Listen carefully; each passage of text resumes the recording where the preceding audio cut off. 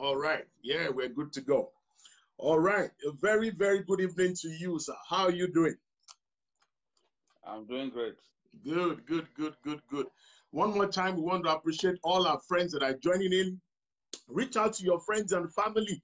They don't want to miss the fireworks that we have planned this evening. We have a great man, an accomplished journalist, an award-winning journalist, a known journalist that is going to be a blessing to us this evening. I tell you, it's a major privilege to have him with us this evening. And I want you to get yourself ready so that we can, the opportunity we have for this 1 hour, we want to make the very best use of it.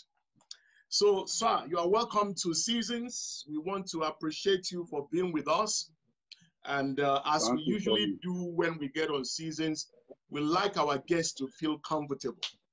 And the first thing we want to ask you is, please introduce yourself to us, to the multitude that are listening, and the people that will still yet watch this all over the world. So please introduce yourself to us, sir. My name is Babajide Kolade-Otitoju. I am a journalist.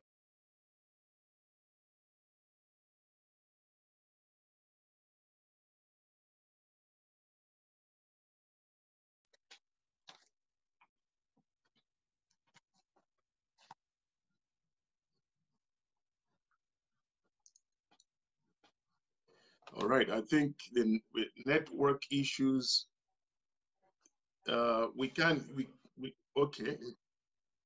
All right. I became editor of the news magazine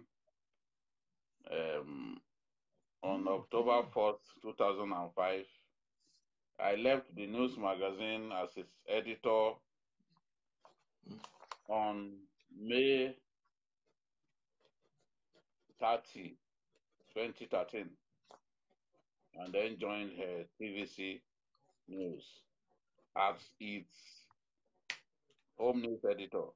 As home news editor, I was in charge of all stories generated within the borders of Nigeria.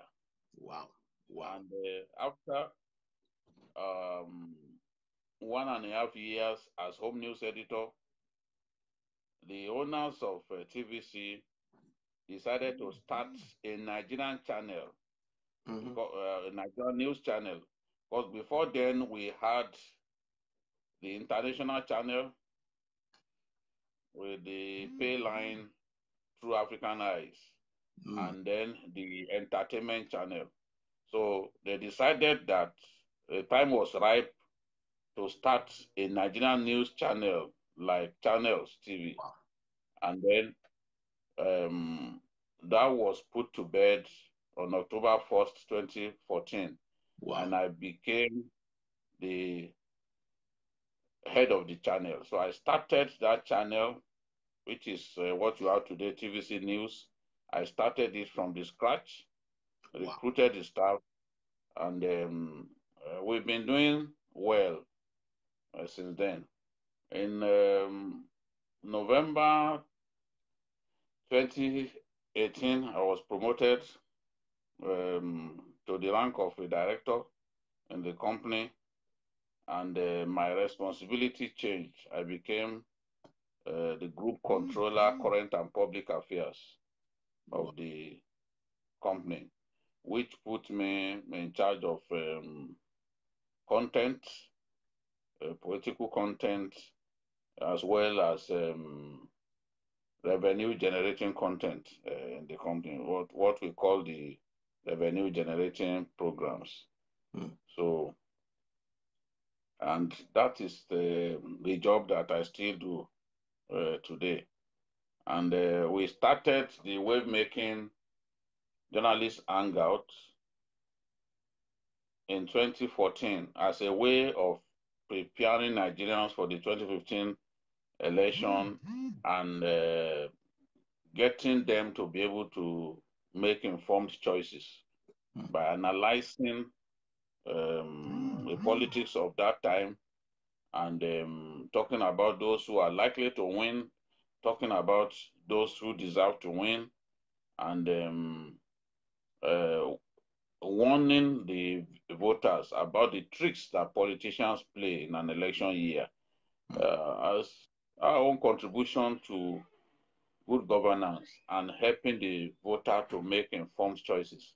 So we were able to make many predictions that came to pass. And for that reason, there was an overwhelming view. The preponderance of the opinion of viewers at that time was that the journalist Hangout should not be arrested, even though it was created for the election. We called it at that time E15, election 2015. So the viewers told us that they would want the program to continue in another name, you know, without necessarily changing the form. So after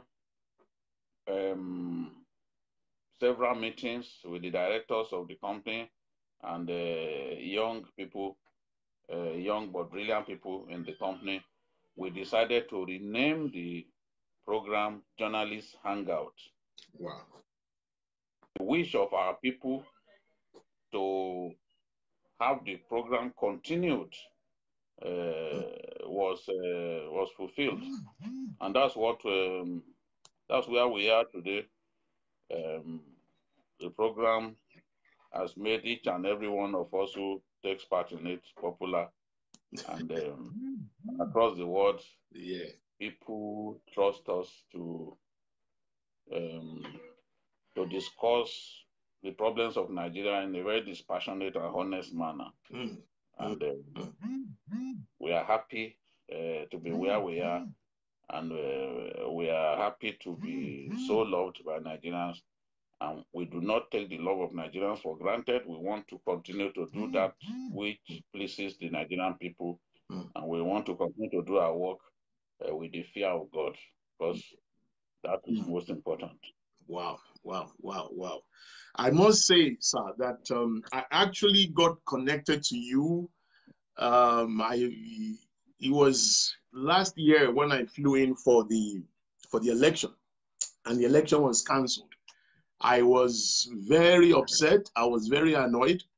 And then you came online and you started to analyze everything that was happening. And amazingly, I was like, this man is just so calm. The way you were picking stuff and the way you were talking, I'm telling you that really made an impression. And when I was discussing with my team that you are going to be the one that we're going to have on this evening, one of my team members, Yomi, was saying that, wow, that's my favorite journalist, journalist Hangout. He just went on and on and on. We're so glad to have you. The first question we want to throw at you, sir, is why did you get into journalism? Why, of the many things that you could have done? Because obviously listening to you over the years, we know that you are quite an intelligent man. So what led to why journalism? What was it that made you to follow that path? Yeah, when I was growing up, I liked to read newspapers. I was already sold to newspaper reading. Wow. At the age of 7. My dad would buy newspapers, and as soon as he brought them home, I would get hold of those newspapers and I will read and read until they chased me away to go and read my own books. So I enjoyed reading those newspapers, and sometimes I will ask my mom to tell me what I didn't know about some of the columnists of that era. There were so many columnists of that era that I still remember. Though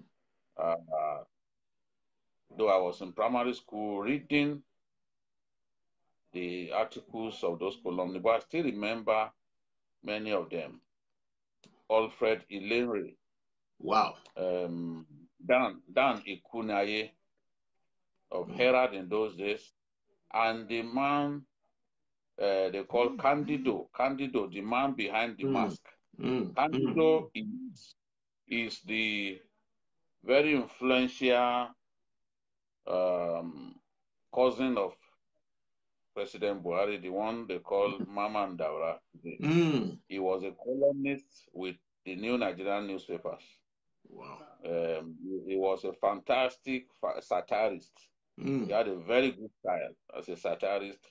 And I used to read, you know, I would look at his caricature and I would say, does this man really look like this? As a little boy, does this man really look like this? Or some artists were just trying to poke fun. So I continued to read columnists, and then later on, I became interested in football. I began to read reports of football games. So I enjoyed reading the reports of football games as written by Segun Adenoga of the Herald of those days. You know, Segun Adenoga, and as I grew older, people like Michel Obi of The Guardian, Joseph Okujeni, also of The Guardian, Chris Okoje of The Vanguard. Wow. They became the fantastic sports writers of that time. So I told myself that I would like to become a journalist. I would like to report sports because I was quite good at soccer, the history of soccer and all that. So as I grew older, I became more and more interested in journalism. So when I got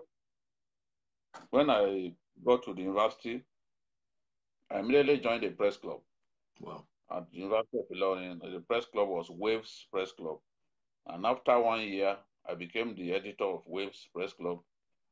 And through Waves Press Club, I began to fight for change in the university, fight for change, condemn our female colleagues who are promiscuous.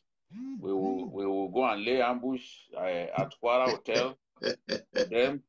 We will wait until they are taken away by their patrons, and then we'll go back to school to ask the rhetorical question. Where was May so between the hours of so and so?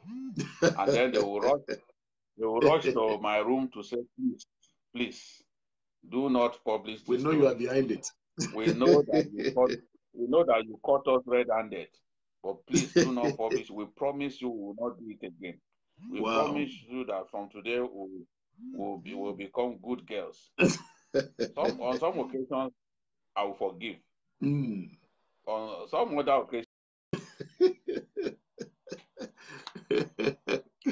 wow.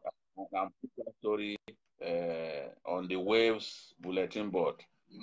So at that point, I told myself that whatever happens, I must become a journalist. So as soon as I got to the NYC camp, I had been writing articles for the Herald newspaper, even as a student in the university.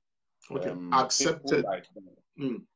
People like Dakpolo Yomi, who was one of the editors of Herald newspaper.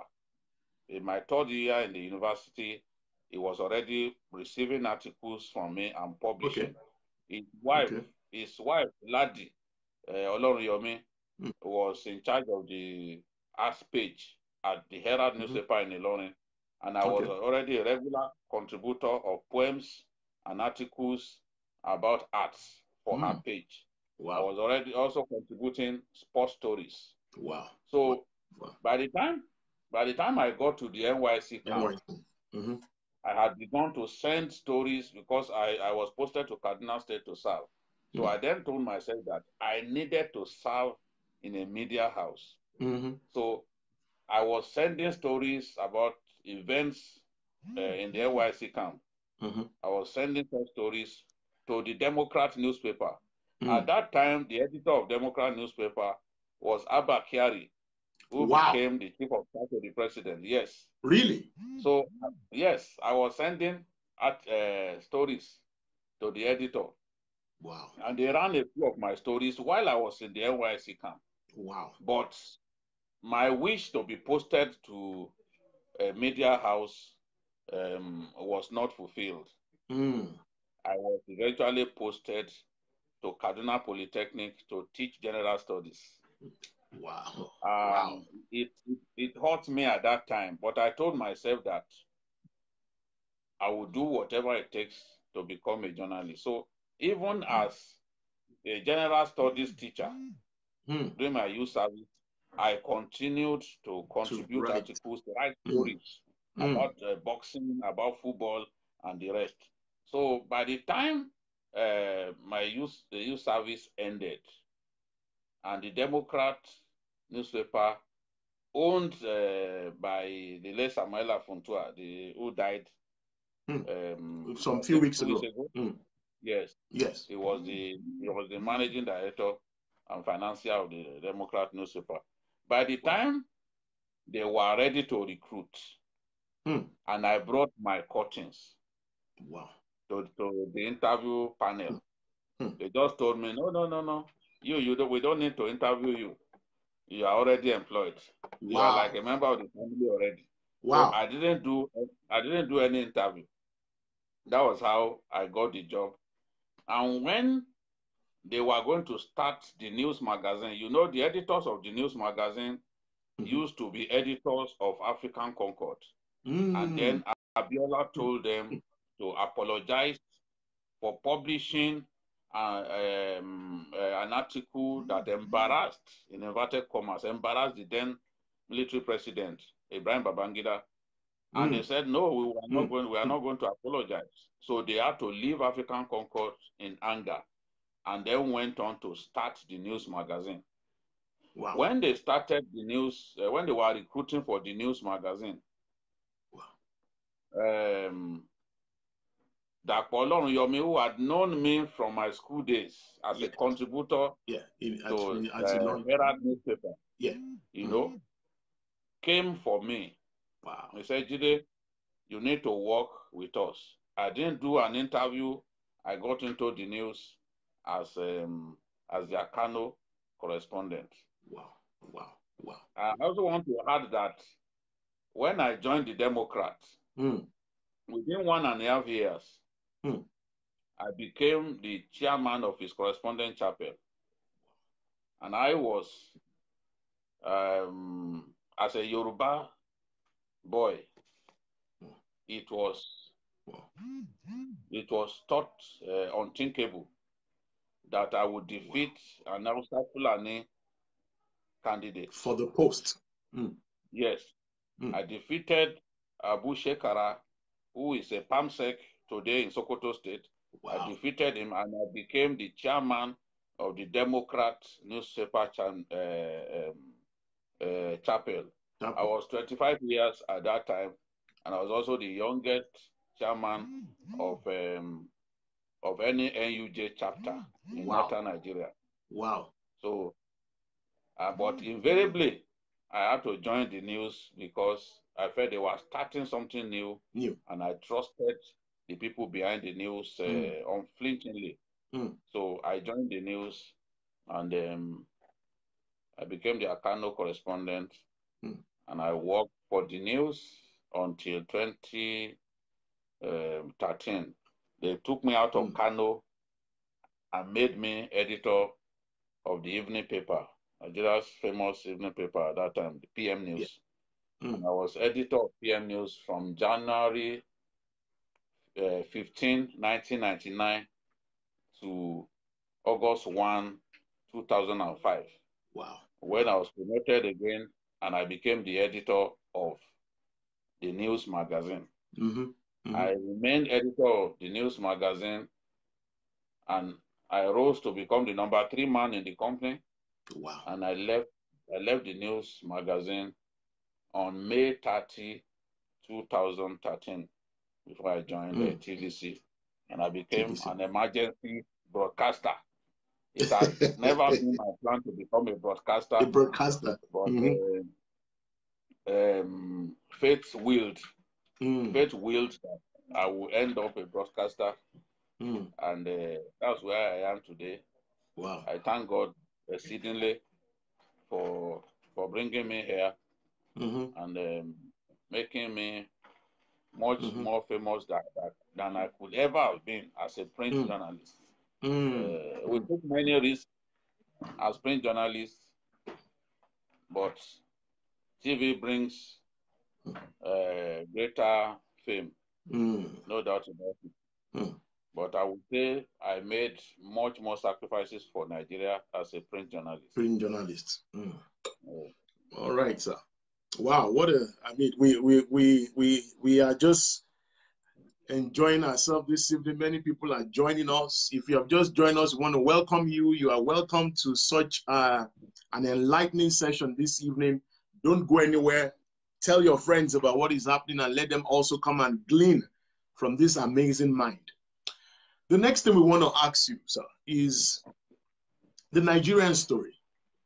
There's so many questions that people have sent my way that I'm sure people are also going to be typing up.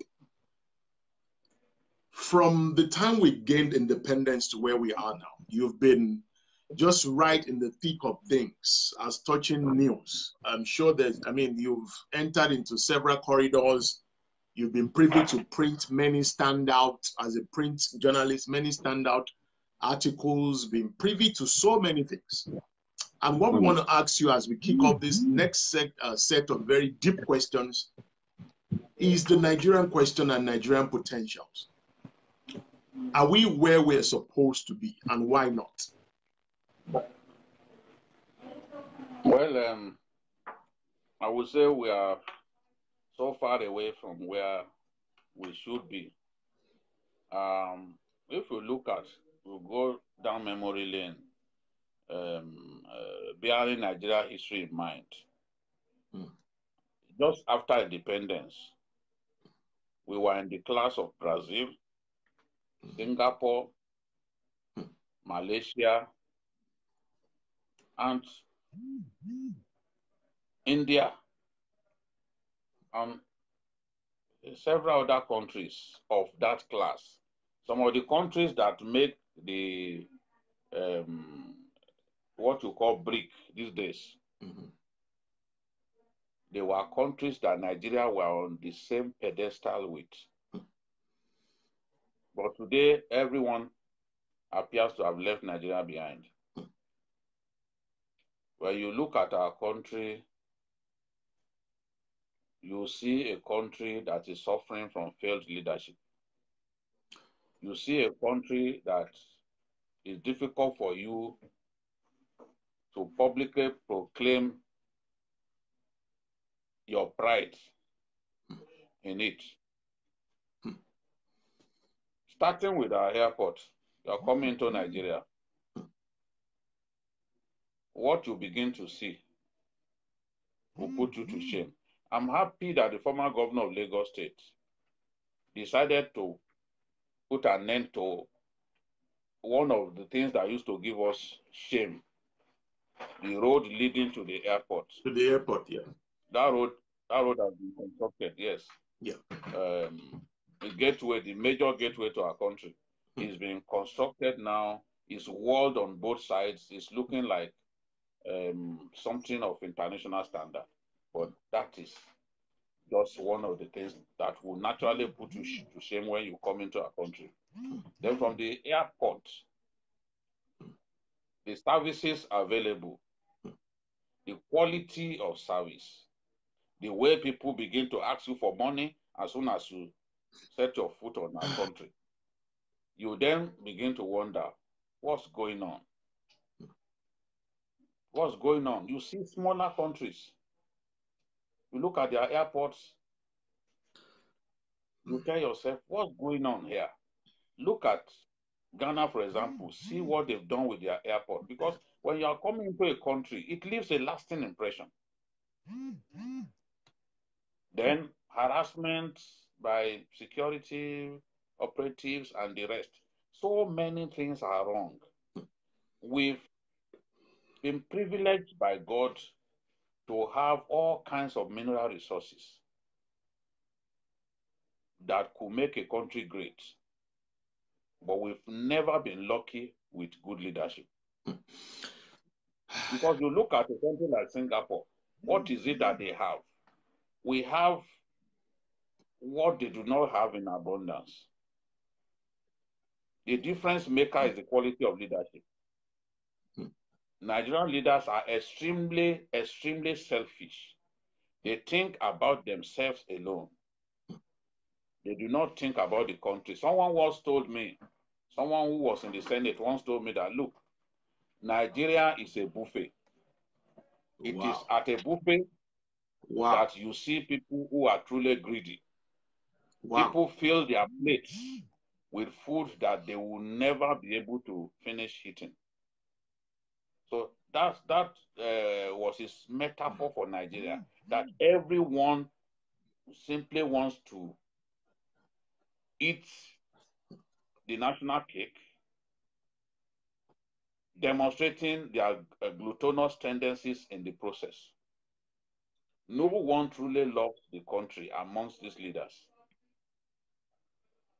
So, and if we do not have a succession of good leadership, maybe 3 or 4 cycles of good leadership, there's no way we can turn the corner. Around the country, everything happening suggests that we are moving from bad to worse, and we could actually get to what? Security has collapsed. Education, badly funded, is almost collapsing. Nigerians are leaving their country. I've seen Nigerians who are privileged to have good jobs in this country. Yet, some of them earning more than 1 million a month. Yet, they've chosen to relocate to Canada and other places. We should tell you that most Nigerians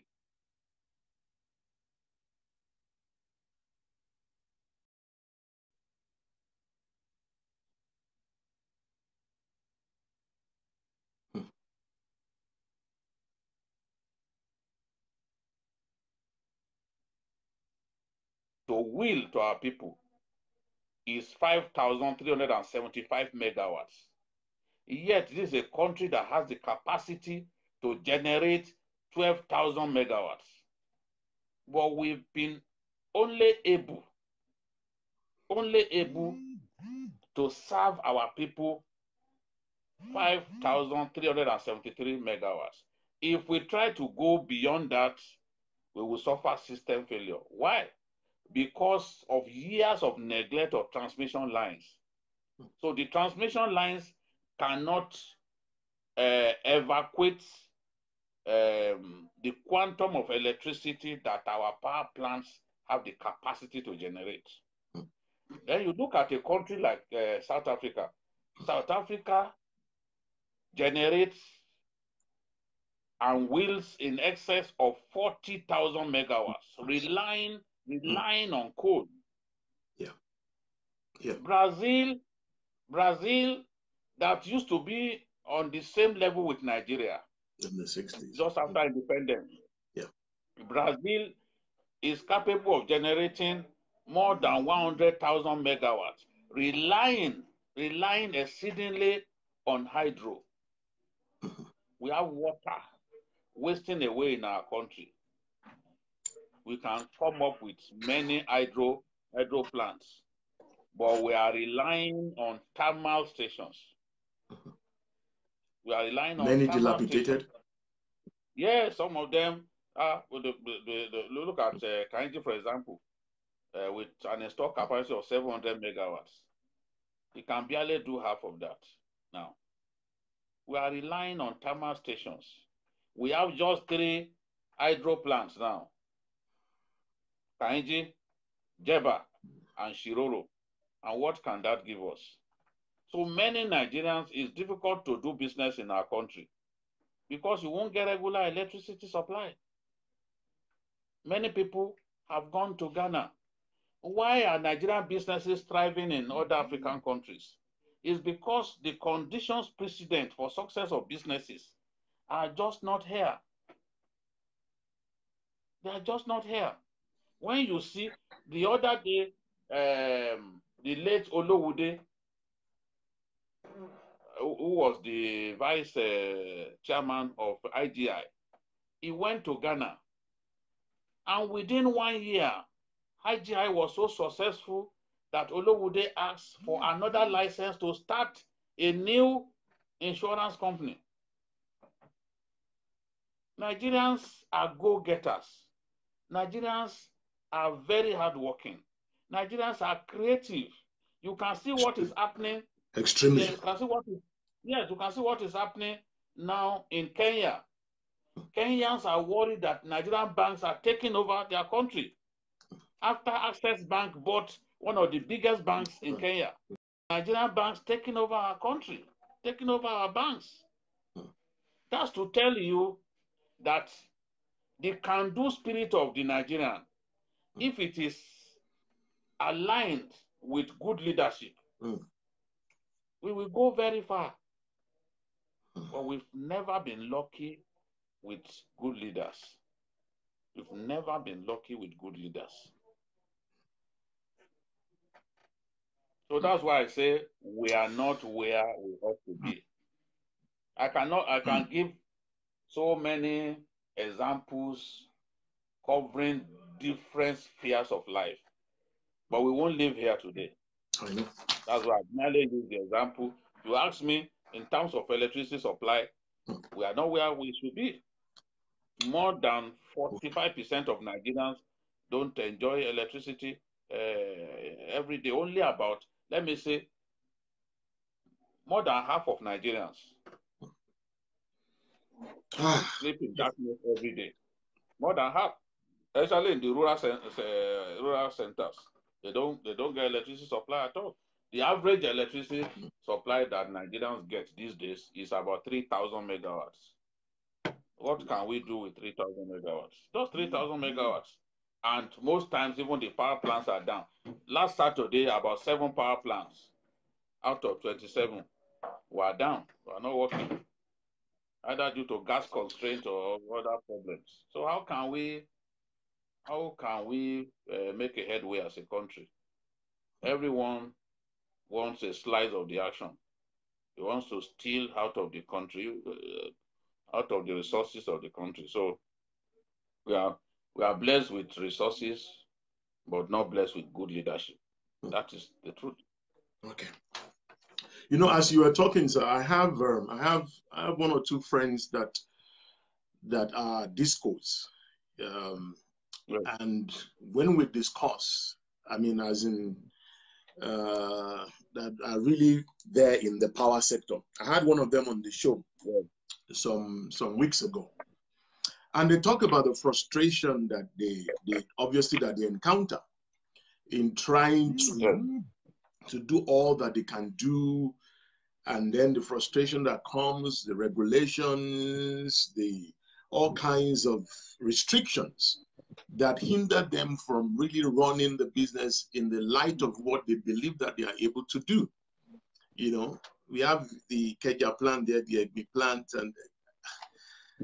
but with your exposure and all the people that you get to talk to, the people that you know in the corridors of power, what is our way forward? In what area specifically?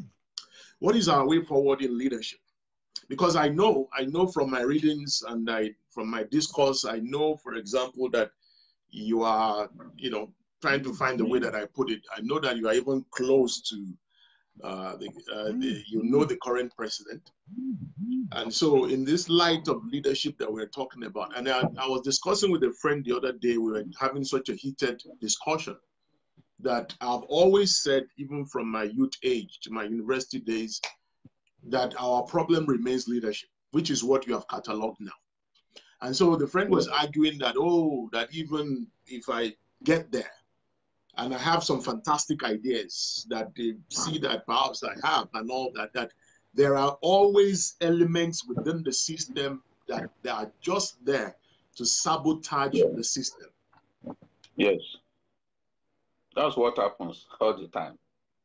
You see, we must admit that most governments, when they come into office in Nigeria, they start well.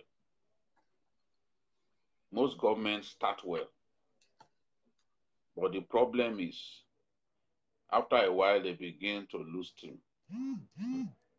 Because those who do not mean well for the country, it doesn't take so long before they hijack the leadership. But my question remains, why, sir? Why is that persistent and continuous all the time? And that continues to be my frustration, that I believe that somehow the leadership should be able to drive as much as possible and still get things done. So that remains my own argument, that the leader should somehow be able to circumvent the system and still be able to get things done.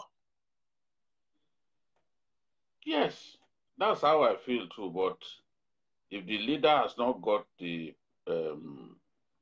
strong political will, it's going to be difficult for him to get a lot of good things done. A leader must be strong, must be focused. Nigerian leaders lose focus midstream. So if you are the sort of person given to taking his eyes off the ball, you are not going to achieve your aims. Even Babajide as a military president, he started well, and Nigerians were hailing him. But he ended up badly. And the current government too, when you see, bear in mind how it's been overwhelmed by security problems, you bear in mind how it is struggling to manage the economy, how it is struggling to keep the currency stable, you will see clearly that it is doing way worse than it was doing in his first year in office, which aligns with what I said earlier, that Nigerian leaders always start well and end badly. Because with the passage of time, the selfish individuals that they allow to come around them, they hijack them, they get them to lose focus, they get them to focus on personal interests rather than the collective interest. So ultimately, the people suffer. And they are doing all that just so that they can continue to make money off the people in government. So the rest of us do not matter to them. So this is the thing. It takes strong leadership. I'm seeing the Ghanaian president, for example, providing strong leadership. Occasionally, I see those signs. That is the sort of thing that I want to see in my country. But unfortunately, leadership is a very, very big problem for us. And there's no way a government that does not believe that education should get a good chunk of the budget of the country, you can hardly say that that government is forward thinking. Because what can we do if we can't give our people good education? The young people, for example, they've got the brain. There are scientific geniuses amongst our young people. All that is important is for us to feed on their ingenuity and their sense of industry. But that's not happening. That's not happening. We need good leadership. Good leadership turned the UAE to what it is today. Very, very true. Because I can tell you that the Nigerian Airways. The Nigerian Airways used to be among the best in the world. That's right, sir. To the point that Emirates, at a point, the Nigerian Airways was said to have even, when Nigerian Airways had about 17 aircraft or so, the Emirates had just 3. But you can see where Emirates is today. Is today. Yes. Ethiopian Airlines used to do a C check here in Lagos. Today, all our airlines, they go to France and some other countries in Europe to do their C check. Okay. When airlines like Emirates, like Ethiopia, used to do it, what we have, what the hangar that Arik here uses today used to be the place where Ethiopia Airlines used to do their C check in Nigeria. We had everything, but we frittered the glory that God gave us, and today we are a laughing stock in the community of nations. So from independence to now, which government stands out for you in terms of development, in terms of reaching out to the populace, in terms of infrastructure? Which government would you say? I know, I don't know if you're able to answer that, but which government would you say stands out for you? In terms of infrastructure,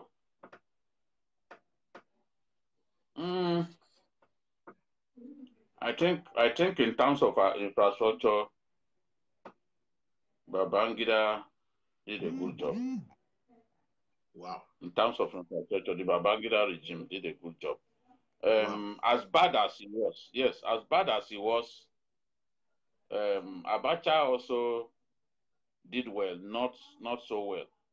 But I can commend him for coming up with some iconic structures and all that.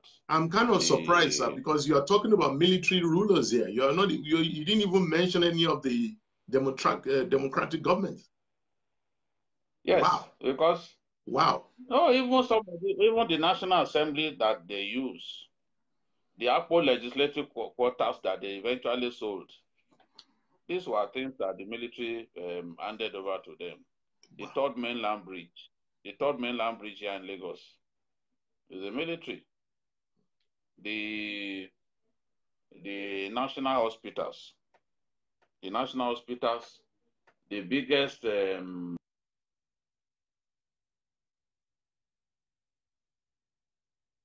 Abuja is also a product of military rule. A lot of the military rulers did very well. Audu Bako in Kano, for example. And you go to Kano, you see evidence of good work that Audu Bako did in Kano. The dams, the Nasarawa area, the well-paved roads, and all that. And even some of a few of the projects abandoned. And it's the same thing with a certain governor in Kwara, George Ine.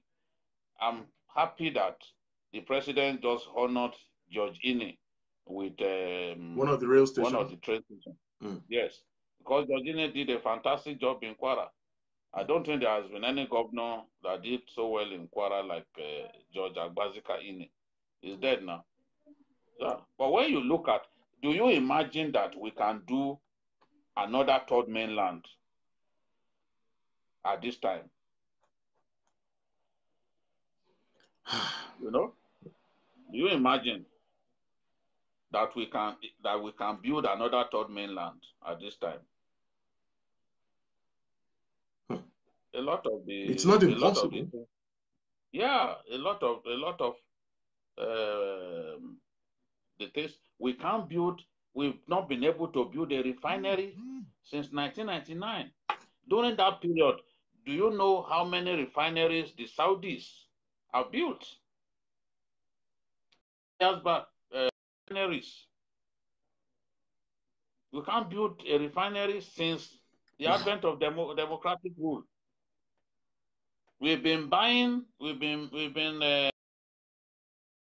importing refined era, and we continue to do that. Why is it difficult to build a refinery? How come the Saudis were able to build a refinery about 3 years ago or so? They delivered 2 new refineries. A country will have up to 18 refineries. We can't have. We do not even have up to 5 refineries. Effective and working. Yes. Look at how many refineries are in the state of Texas alone, in the United States. So we are not just ready as a nation. Why should we continue? Now, if Dangote can start a refinery and it's a refinery that will deliver 650,000 I think 650,000, is this 650,000 barrels a day? I'm not even sure. Yes, if we can build that kind of refinery that is said to be one of the biggest in the world, why can't Nigeria as a nation, a whole nation, the government build one? Because we prefer to import and make money off it. There's been a lot of corruption around subsidy payment. Wow. There's so many things we still want you to get on with tonight within the time that we have. Of course, we know that you have several other things lined up. But we cannot but have you.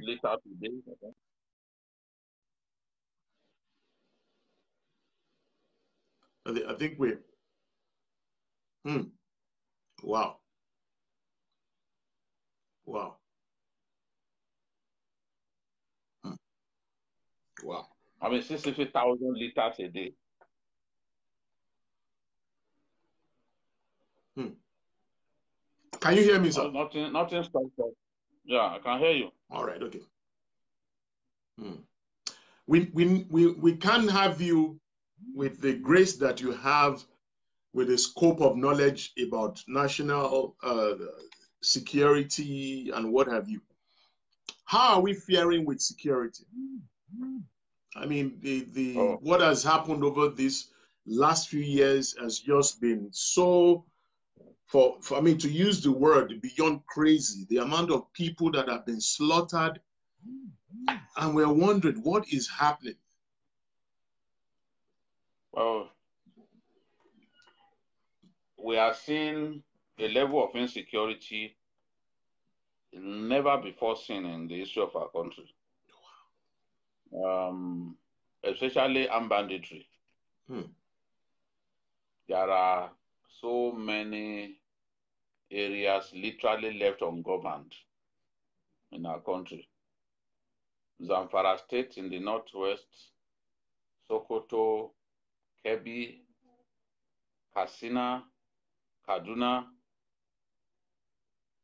If we do not rise to the occasion and save people in a lot of those communities, is going to lead to serious food security in our country. Because you go to Sokoto, some of the local governments, Isa, like Rabah, which is the birthplace of the late Sardauna of Sokoto, Ahmadu Bello. These are places, you go to Sabombrini, also in Sokoto. These are places where bandits are running riot, killing people, killing people for fun. And we have not been able to do anything about it. Then you go to Zamfara. The new governor of Zamfara decided to engage the bandits. He negotiated with them with the support of the Inspector General of Police. Negotiated? People said, why? Yes, with bandits. People said, why? Why should you do that? He said, because I'm powerless. We have supported the armed forces the best way possible. We bought vehicles for them. We've given them money, but they can't stop the killing of our people. So I then had to negotiate.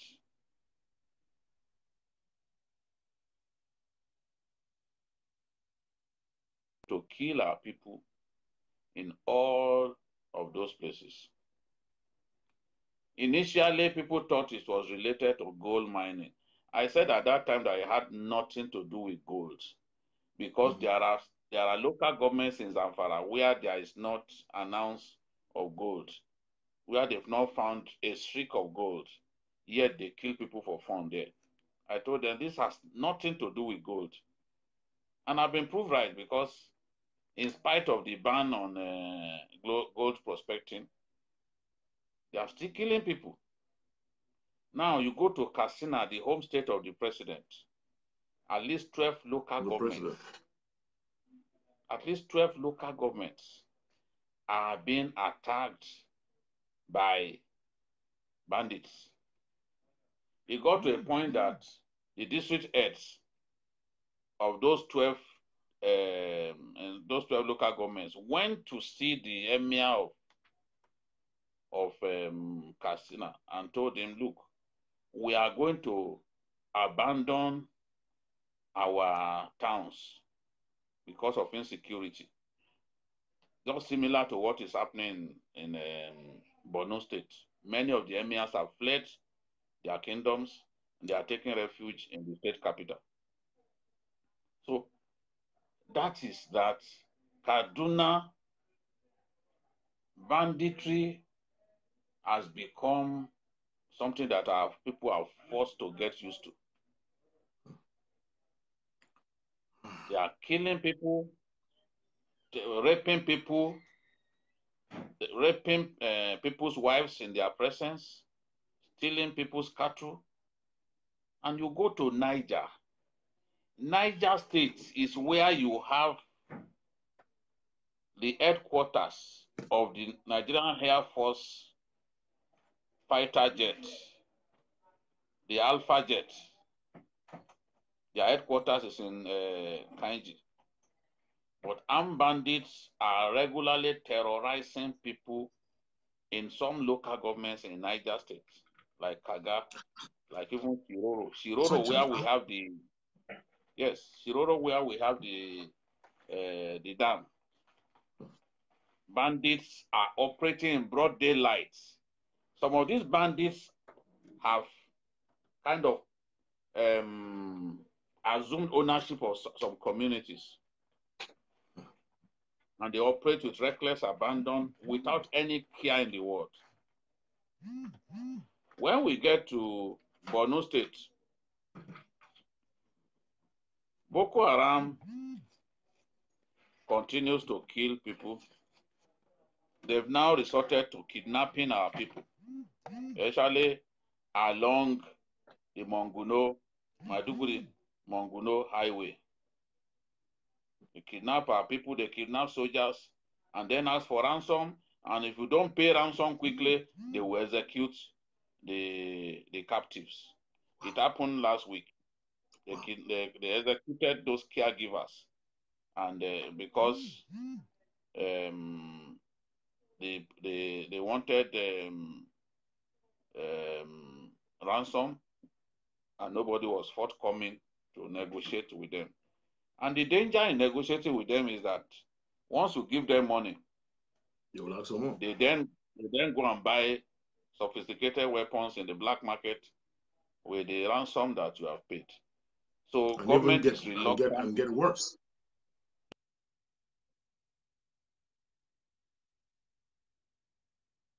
and the Swiss government. You know, the release of the Chibok girls was down to negotiation using third parties. But government is reluctant to do that these days because they become stronger. We negotiated, we released some of their bomb makers to them in custody in exchange for release of those Chibok girls and some money. Now, what did we have? These guys became stronger. So government is reluctant to negotiate with these Boko Haram fighters anymore. And they are trying to show that they remain strong. You can see that they are constantly ambushing soldiers, attacking soldiers in their army bases. And anyone who says that Boko Haram has been defeated must be an extremely dishonest person, because there is no sign that the enemy has been defeated. The enemy still retains the capacity to inflict bloodshed on our communities and our people. There are some local governments that you do not even have Nigerian people present in. They fled. Many Nigerians are taking refuge in Cameroon. Many are in Niger Republic. I can tell you that the governor of Borno State went to Niger Republic to distribute palliatives to citizens of the state, because those people no longer find their own communities safe enough. So they are taking refuge in Niger Republic. There are some Nigerians, especially those of them from Kalabalge local government in Borno State, who have fled to Cameroon. Their own country is no longer safe for them to live in. So this is the thing. Hundreds of communities have been abandoned. People do not live in them anymore. You will find a situation in which between Maiduguri and Monguno is a distance of about 185 kilometers. But there are only 3 towns, 3 communities in the whole of that stretch. In the whole of that stretch where people are resident. They fled. All the other people have fled. You go to Monguno local government. All the other communities in Monguno local government, nobody is living in them except Monguno town. You know, the hometown of the Borno State governor, his hometown is called Zulum. Zulum, the hometown of the Borno State governor, is located in Monguno local government of the state. Since 2014, nobody has lived inside that town. I'm saying this with a high sense of responsibility. Nobody has lived inside that town. And there are so many like that. Even the late Abba Kyari could not go to his hometown until he died. Because for more than 4 years, his hometown has been unsafe. These are areas where Boko Haram operates with reckless abandon. So if you value your life, you don't get close to those areas. I mean, I continue to be short of words. The more I follow what is happening, and it's just... Since 2014, the Borno State governor has not gone to his village. Wow. Say that to anyone, it's a fact. And it's not the only one. Senator Kyari has not been to his hometown since 2014. Many of the federal lawmakers from Borno State, they can't go to their hometowns, except they are prepared to die. So is that an enemy that has been defeated?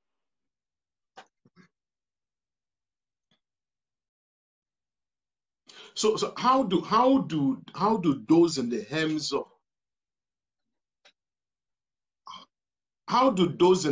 of power, how do they sleep? And how, I mean, all this is happening and all the service chiefs are still there, they're still getting paid? We have we have appealed to them to let the service chiefs go, so that at least we can have new ideas. But the president continues to hold on to them. By law, he cannot extend their tenure twice. So he knows that he cannot extend their tenure. So he's not talking about extension anymore. Since October last year, the extension that he gave them had expired. But it's not just talking about it anymore.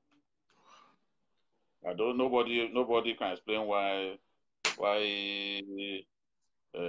this is happening. Three more questions, sir, before we let you go. Okay. And one of them is why is there always an annoying quietness from the presidency regarding many things that are happening in the country?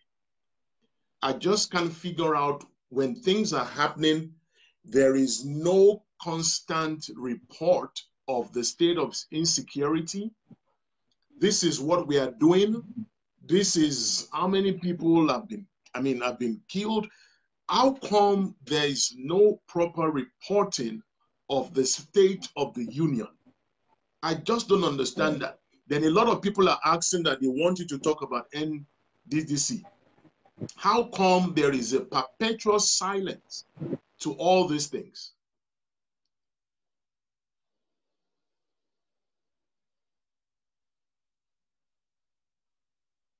We could be experiencing. I supported the president from the beginning, but some of the things happening, I can't explain. When the president in the June 12th speech said that the communities occupied by Boko Haram had been reclaimed and that the people are returned to their homes, I came on air and said, Mr. President, if they told you the people are returned to their homes, they merely like 23 IDP camps in Borno State alone. 23 IDP camps. So who is occupying those IDP camps? Everybody had returned home. I then said, okay, I told the correspondent to go to the 4 biggest. The biggest of them all is the one in Monguno, because most of the people in Borno North, that's where they are. Because most of Borno North is not safe. It is an area that Boko Haram dominates. So a lot of the people there are in the Monguno IDP camp. So it's the biggest, with more than 1 million people in the IDP camp. So you then have other IDP camps, small IDP camps, Dalori 1 and 2, which is located just after the University of Maiduguri. Dalori 1 and 2. In fact, Dangote helped to construct the Dalori 1 and 2.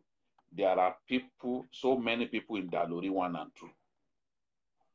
There's another one that is called the Teachers Village. The accommodation was initially meant for teachers, but with no place to keep these IDPs, the Teachers Village that was meant as a form of reward for teachers is where displaced persons are being kept.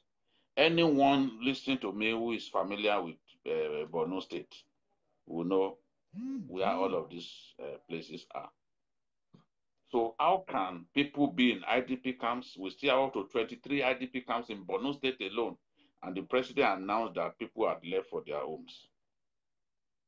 So it's either the president gets misled all the time, or that on his own, he just chose to say what he felt will make Nigerians happy. But it is only Nigerians who do not know the truth who will be happy. Nigerians who know the truth can't be happy. And we have reached the point that we shouldn't just simply say what people will be happy to hear. We should just say the truth. You just say the truth. If you were the chief security advisor, sir, what would you advise? If the president, the chief security advisor tomorrow, I will completely reject architecture in our country. Complete reject, because what we have now is not working. It's not working at all. And I will invest tremendously in weapons for the armed forces. The soldiers don't have enough weapons. They can't complain. If they complain now, Burate will put them on trial. They can't complain. But the truth is, soldiers who confide in some of us, they say it, that we don't have enough weapons. There are some army brigades where you find that their vehicles are already grounded. So how do they chase the enemy? How do they go on the offensive? That's why the Nigerian army has become a defensive force, always waiting to be attacked before it retaliates.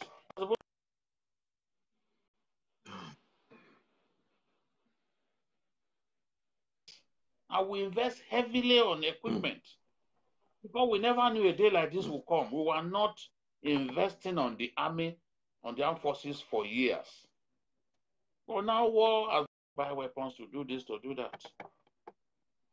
So I will invest heavily on the armed forces. I will ask for help wherever we can defeat Boko Haram if we get the support of our neighbors, especially Chad.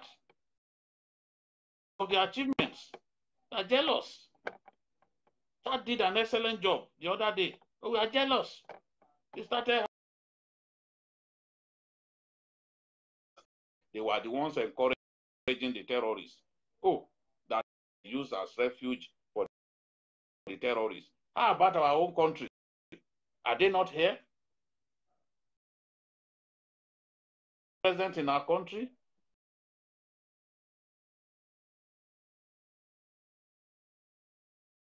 Boko Haram, they allow Boko Haram to set the country.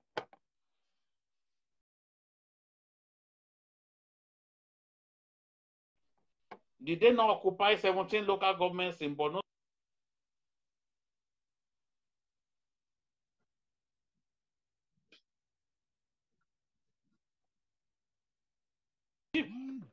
If we get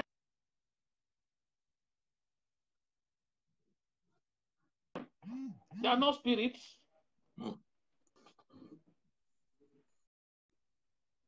If I'm the president, I will all those who had been commander of Operation Lafia Dole and former operations heads of the police, I'll bring them under one roof. I'll pick their brains.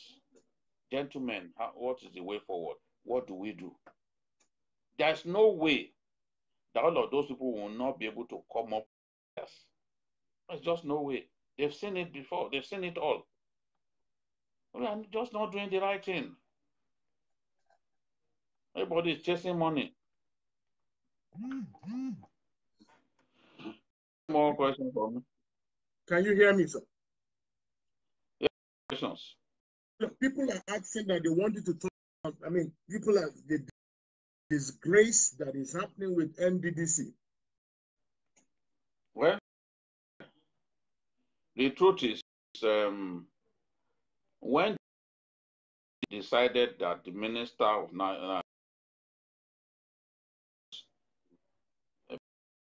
begin to supervise the NDDC with that idea, I said no, that this was not the right thing to do. I knew that there would be problems. We can see that the minister was not qualified ab initio to even organize an audit of NDDC. Because the people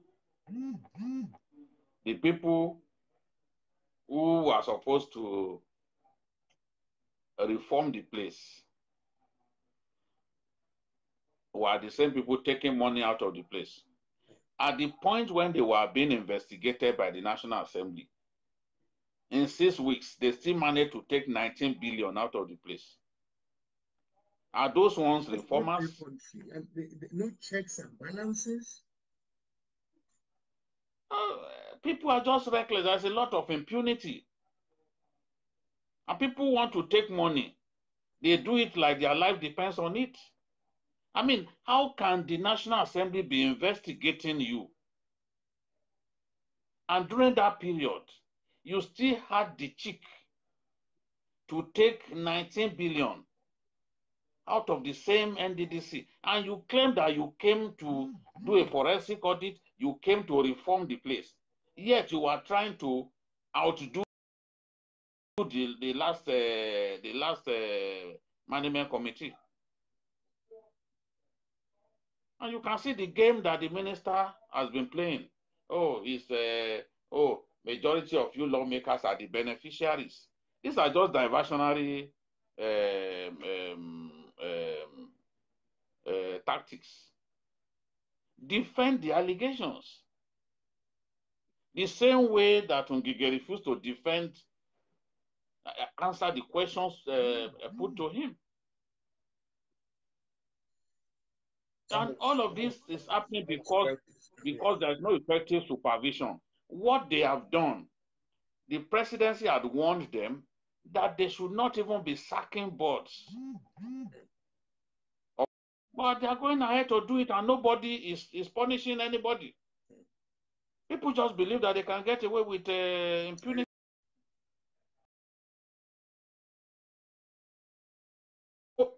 As minister,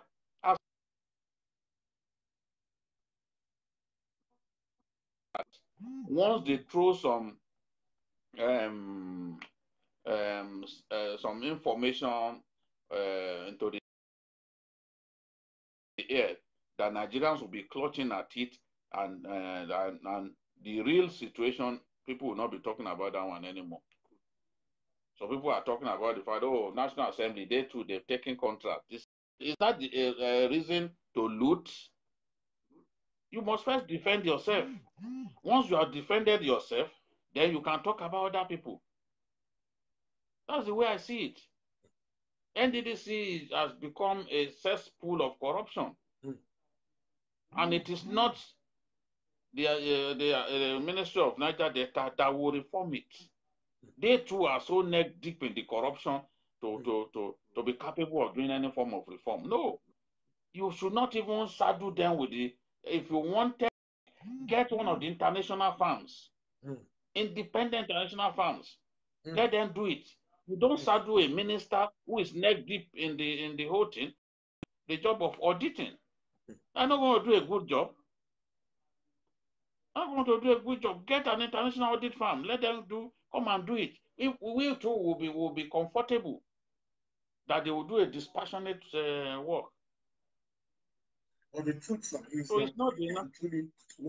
So I agree with the National Assembly that the NDDC should be returned to the presidency for effective monitoring, and all of those who paid themselves to the point that the person who got the list got 600,000, they should be made to refund the money. Because what were they taking palliatives for? You are not the poorest of the poor. You are not the poorest of the poor. What did you need the palliatives for? Steal money and you grab the opportunity. We can talk about Nigeria for the whole day. And most of what we'll be saying will not be things that gladden the heart. Thank you so much for your time. We can appreciate, believe that perhaps this is one of the many opportunities that we're going to have. Is just, I mean, I've not even touched half of them. And so before you go, because I know there are people, What will be your closing? When are we going to have free and fair elections in Nigeria? Of corruption? When are we going to start seeing evidence of change? What are we doing with the endemic, things that are endemic in the system, and all these things put together in one? How can you? Okay, let me just do it quickly. The system not deliver free, fair, and credible will still be rigged in our country.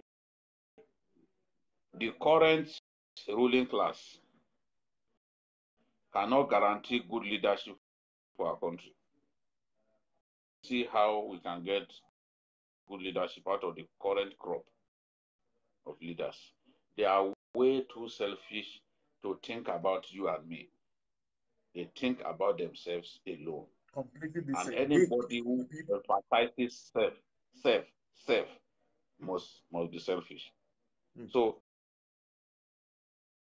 the way it is, even INEC is not truly independent. INEC is not truly independent. So an agency of government that is not independent cannot deliver free, fair, and credible elections. Can take that to the bank. Politicians will still want to rig elections because we have not made election in India, the world's largest democracy. How do they do it? You can't rig an election in India. When they do an election in record time, they will know who has won. You will know who has won. And it is electronic voting. It is electronic voting that they do in India. 100% Indian technology. Why can't we borrow ideas from those countries? Our leaders travel abroad, but they don't go there to borrow the right ideas. That's the thing. They don't go there to borrow the right ideas. Up till now, we can't do electronic voting. The law to make that possible has not been signed because we don't want free and fair elections. We simply want to continue to rig elections. That's just so. Under this kind, free and fair elections would deliver the right leadership because leaders will know that if they do not serve the people can easily throw them out of office. Yeah. But we have a situation in which leaders win elections, whether we like it or not. The that happened in Kogi, leaders win elections, whether they are popular or not. You cannot, when our elections become free, fair, and credible, we will begin to have the right leaders. Because those leaders will be more accountable to the people. They will know that if they do not serve the people, they will be shown the door. But that's not going to happen anytime soon. Just about free, fair, and credible elections. We are so barbaric in the way we rig elections. We rig elections with reckless abandon. We roll out guns for the boys to shoot at people who will not vote for us. We still snatch ballot boxes. Do they snatch ballot boxes in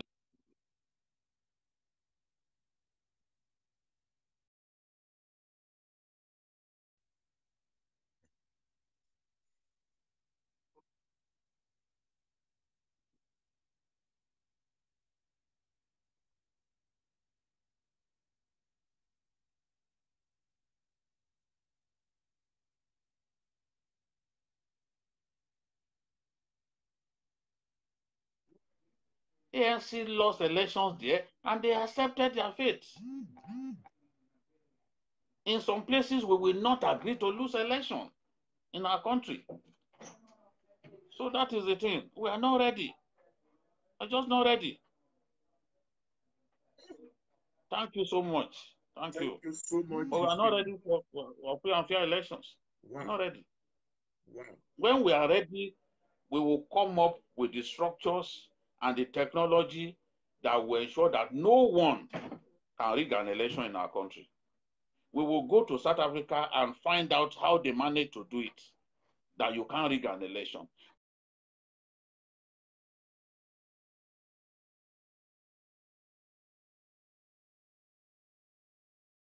We will go to Botswana, a small country, and find out how they manage to do it and elections don't get rigged. We will go to India, the world's largest democracy, and find out how they manage to do elections without elections being rigged. And the result will be out within 24 hours. God's grace. Thank you. I thank you for the opportunity. Thank you so much. I really want to. It's been I really want to go and having catch you. my Thank you, thank you, thank you. Can you hear me? And regards to all our people who listen to me today, it's Thank been a you. very engaging session. Thank you more so than much. 1 hour, more than 1 hour in the end. Yes. I mean, but I hope we enjoyed ourselves. We did. Thank you so much. Thank you. So Thank you. Thank you so much. It's been nice having you. Thank you. Thank you. Thank you so much. We appreciate you. Thank you for the good work you are doing for our country. Thank you so much. Thank you so much. Thank you.